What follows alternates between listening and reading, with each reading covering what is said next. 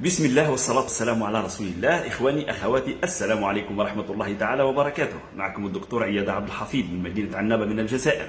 اليوم 21 ديسمبر 2020.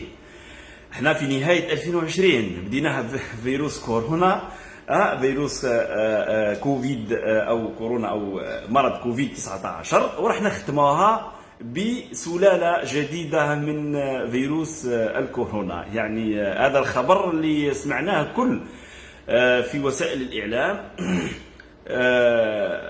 عنده يومين أو يوم لا أعلم بالضبط، في بريطانيا وحالة الطوارئ وإقفال تام، وأوروبا تستعد للإقفال وإلى غير ذلك، وسلالة خطيرة وتنتشر 5 مرات ضعف 5 مرات أكثر من فيروس الكورونا المستجد وإلى غير ذلك.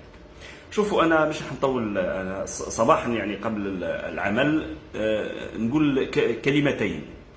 المؤمن لا يلدغ من جحره مرتين. المؤمن لا يلدغ من جحره مرتين. النهار اللي دخل فيروس كورونا إلى الجزائر كنت صرحت وقلت تهويل إعلامي، وأثبتت الأيام وأثبتت الشهور وبعد مدة زمنية تقريبا عام أثبتت أن فيروس كورونا تهويل إعلامي.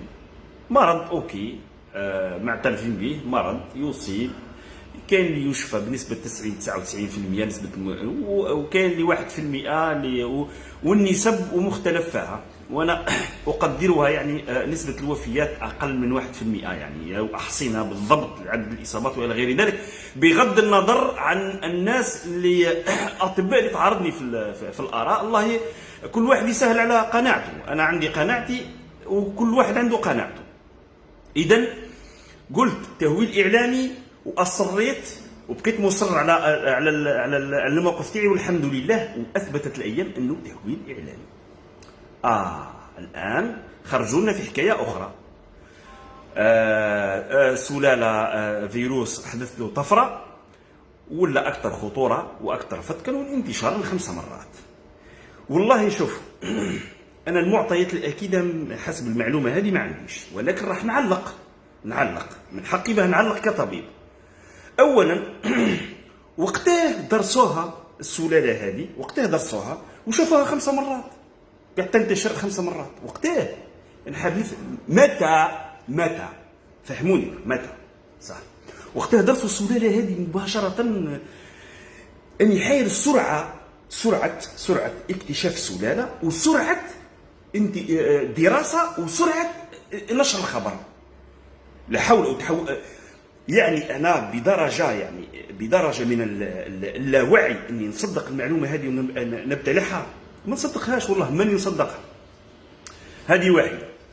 2 باه نناقشوا يعني قضيه طفرات والى غير ذلك. نعطيكم معلومه خفيفه تحكموها هذيك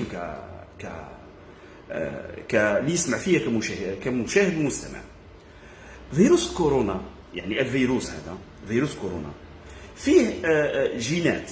الجينات هذوما الجينات اللي تحدث فيها طفرات، وهي اللي مسؤوله على خصائص الفيروس.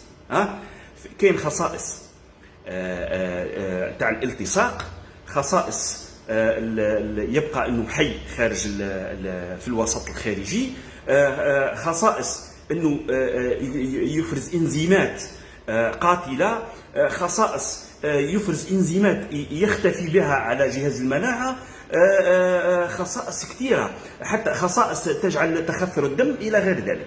كل مورثه عندها عمل تاعها. الثابت علميا أن الطفرات أين تحدث في سلسلة الجينات المسؤولة، هي سلسلة الجينات اللي تجي الغلاف المسؤولة على خصائص الغلاف وخصائص المستقبلات.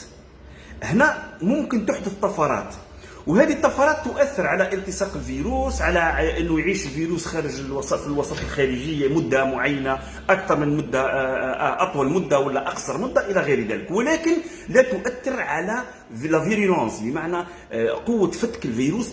ما كانش طفرات تحدث على قوه فتك الفيروس.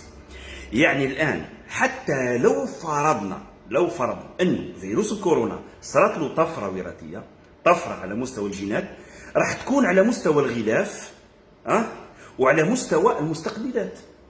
يعني زياده الالتصاق تاعو او عدم الالتصاق تاعو، او الغلاف هذاك اللي يحمي الفيروس. في حاله ما اذا كان الفيروس خارج جسم الانسان، يا هل ترى يقدر يقاوم الوسط الخارجي، يموت في ظرف صغير ام لا؟ هذه الطفرات وين تحدث. اما الطفرات اللي تحدث على قوه فتك الفيروس، لا، انا ما نامنش بها، وحاله مش نادرا، يعني تكاد تنعدم، مستحيل ما تصرى. يعني الحكايه اللي الان نسمع فيها في الاعلام، سلاله جديده اكثر فتكا واكثر انتشارا، لحد الان انا لا اصدقها، وننصح انه ما تصدقوهاش وتتعاملوا مع الامر كعادي، والايام ستثبت ذلك. الايام ستثبت ذلك. هذا واش كنت حاب نقول على الخبر الجديد هذا اللي قالوا، اللي ظهر جديد في بريطانيا والى غير ذلك، الى ان يثبت العكس.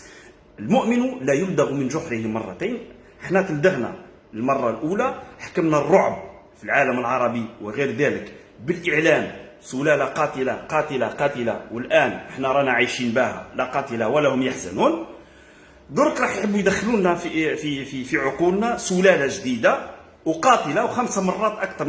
ما نفعتش الحكايه الاولى، حابين يديروا الحكايه الثانيه. ما فهمتش الاعلام هذا لا حول ولا قوه الا بالله العلي العظيم. برب باذن الله الناس اللي هذا انا خرجت في الفيديو هذا استجابه لطلبات الناس اللي رسلوني تعليقي على الامر هذا. اما بالنسبه للقاح باذن الله نتكلم فيه في فيديو اخر، نوضح لكم واش حكايه اللقاح وكيف راح نتعامل معه ان شاء الله. السلام عليكم ورحمه الله.